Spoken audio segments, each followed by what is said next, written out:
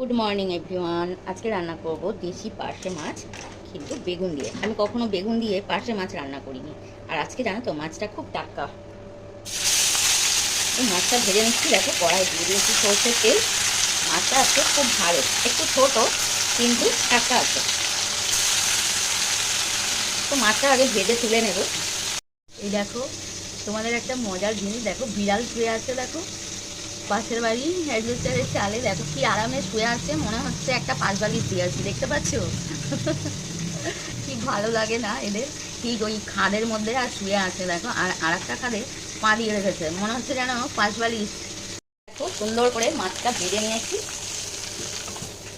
তুলে নিলাম। দিয়ে দেবো একটু বেগুন।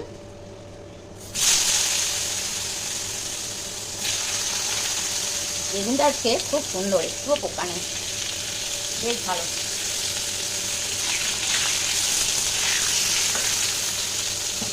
তো বেগুনটা দেওয়ার পরে আগে একটু নুন দিয়ে দেবো।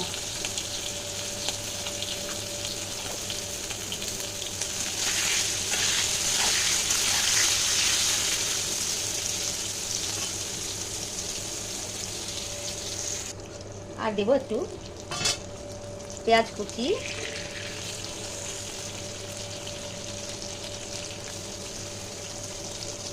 এই দেখো, একটু খোসা চলে গেছে গো, তাড়াহুড়োতে না আমার আর মানে কি বলবো।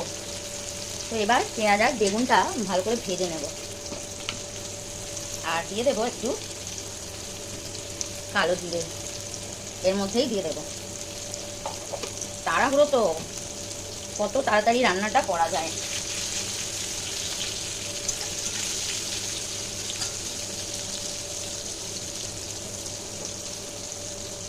আর এই দেখো, এখানে বেটেছি সর্ষে আর কাঁচা লঙ্কা। তো সর্ষে আর কাঁচা লঙ্কা যেহেতু বেটেছি, তো তোমাদের আর দেখালাম না যে কি মশলা দিচ্ছি। তো এই মিক্সির বোলটার মধ্যে একটু জল দিয়ে দিলাম, আর এটাকে ভালো করে ভেজে নেব।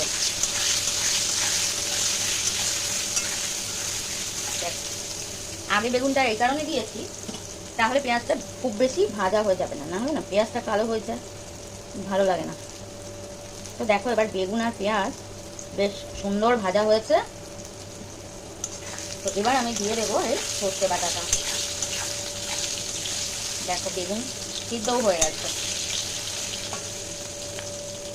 তো এই জন্যে বেগুনটা দেওয়ার পরে একটু নুন দিয়ে দিলে, দিয়ে দিচ্ছি সর্ষে বাটা। একটু উপর থেকে জলটা দিয়ে দেবো, আমাদের আগেও দেখিয়েছি। খুব বেশি আমার রান্না কেউ দেখে না আমি জানি, তবু আমার ভালো লাগে তাই করি, আমারও একটু সময় কেটে যায়। আমি দেখেছি, বলাটা উচিত না মানে, যাকে ছাড়ো, বলবো না। একটু হলুদ দিয়ে দিচ্ছি, ঠিক আছে? তো বেগুন তো সিদ্ধ হয়েই গেছে, তো আমি এখনই মাছটা দিয়ে দেবো। মাছটা মাছটা খুব ভালো করে আমি ভেজেছি। আমার মাছটা একটু খুব ভালো করে ভাজলেই আমার ভালো লাগে। তো আর একটু জল দিয়ে দেবো। তো এই দেখো, খোসাগুলো তলায় থেকে গেল, এবার আমি ফেলে দেবো। তো দেখো, কিছুক্ষণ ফুটলেই রেডি হয়ে যাবে মাছের ঝোল, পার্শে মাছের ঝোল বেগুন দিয়ে। আর তোমরা যদি চাও এখানে একটু কাশ্মীরি লঙ্কা দিতে পারো, আমি আজকে দেবো না, এরকমই রাখবো। তো ভালো লাগে এরকম কালারটা। তো ভিডিওটা সবাই দেখো প্লিজ, যদি ভালো লাগে লাইক করো, শেয়ার করো, কমেন্ট করো। আর দেখো কত সহজে আমি রান্নাটা করে ফেললাম। এই দেখো, একদম রেডি হয়ে গেছে পার্শে মাছ বেগুন দিয়ে। খুব সুন্দর দেখতে হয়েছে, কিন্তু খেতেও বেশ ভালোই হবে।